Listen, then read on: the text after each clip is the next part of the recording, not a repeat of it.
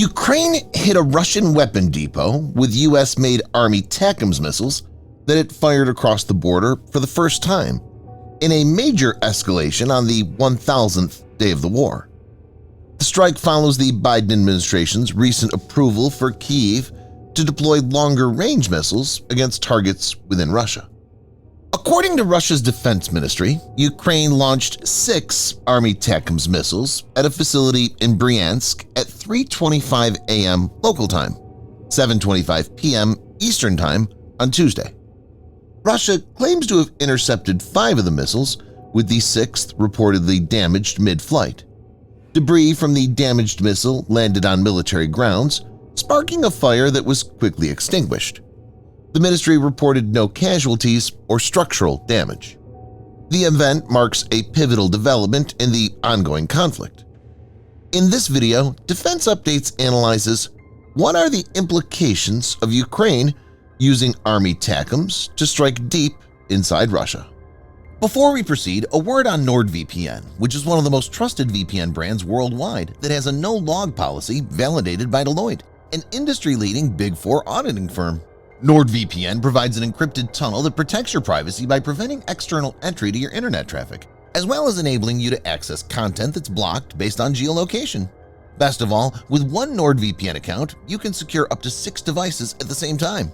Get an exclusive NordVPN deal with massive savings by going to nordvpn.com/defense or clicking the link in the description. It's risk-free with Nord's 30-day money-back guarantee.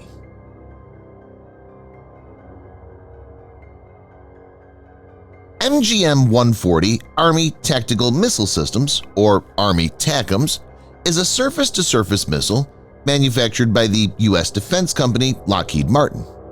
It's 13 feet or 4 meters in length, 24 inches or 610 millimeters in diameter, and weighs 3,690 pounds or 1,670 kilograms. It has GPS-aided inertial navigation for guidance. Due to its ballistic path and high speeds of more than Mach 3 during the terminal phase of flight, Army ATACMS is difficult to intercept when compared to other types of missiles, like subsonic, air-breathing cruise missiles. The smaller size compared to cruise missiles like a Tomahawk or Storm Shadow also helps it to evade interception. Army ATACMS has several variants that have different types of payload: cluster munition warhead, unitary warhead, and depending on the variant, Army ATACMS can strike as far as 186 miles or 300 kilometers away. For example, the M39 Army ATACMS has a range of 100 miles or 160 kilometers and scatters 950 M74 bomblets on the target. The M39A1 is the extended range version of the M39. It sacrifices warhead size for a larger rocket motor to achieve this. It has a range of 190 miles or 300 kilometers and has 300 M74 bomblets. The M57 Block 1A has a unitary warhead and also possesses a range of 190 miles or 300 kilometers. M142 High Mobility Artillery Rocket System, or HIMARS, and M270 MLRS provided to Ukraine can be used to launch Army ATACMS.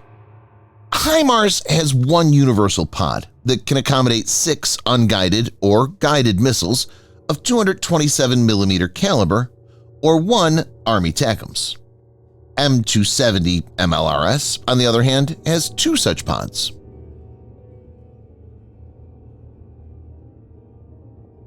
Western allies have provided a lot of weapons to Ukraine. Initially, only short-range weapons were donated. Later, even some medium and long-range weapons were delivered, which included Anglo-French Storm Shadow, e.g. Scalp cruise missiles, apart from Army ATACMS. But the standoff weapons have come with restrictions. They were not supposed to be used for strikes inside Russia. So basically, Putin's forces have been able to lob missiles from Russia without having the fear of retribution. Ukrainian President Volodymyr Zelensky has been urging the US and European allies to lift the restrictions. This situation has been frustrating for Ukraine and has even led to homegrown efforts to develop a long-range weapon.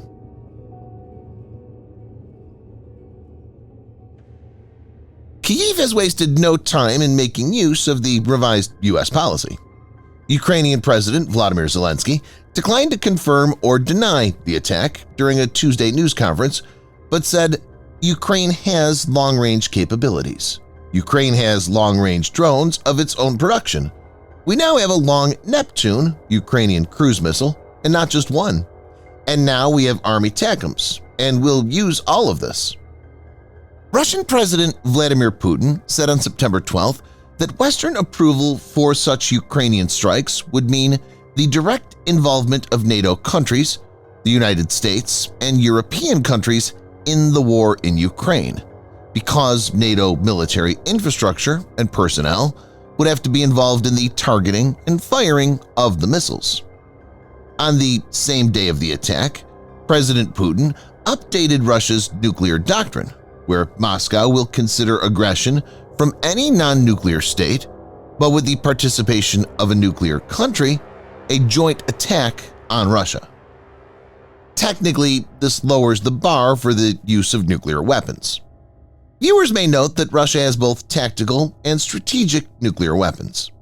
A tactical nuclear weapon, or TNW, unlike a strategic nuke, has much smaller explosive power but can be used more freely since the fallout will be much smaller.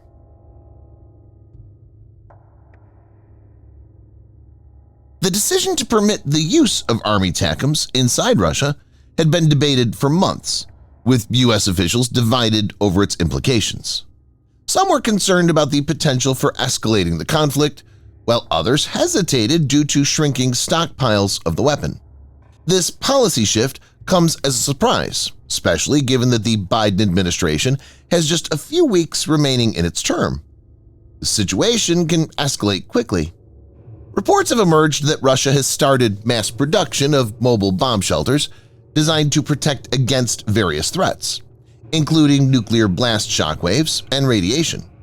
According to the Emergency Ministry's Research Institute, the Cub-M shelter can provide protection for up to 48 hours against both natural and man-made dangers. It's also to be noted that just a few weeks ago, Russian President Vladimir Putin on October 29, 2024, launched a massive exercise of the country's nuclear forces featuring missile launches in a simulation of a retaliatory strike. Speaking in a video call with military leaders, Mr. Putin said that the drills will simulate top officials' action in using nuclear weapons and include launches of nuclear-capable ballistic and cruise missiles. It remains to be seen how the situation unfolds in the coming days, and we should hope that saner minds prevail. Thanks for watching.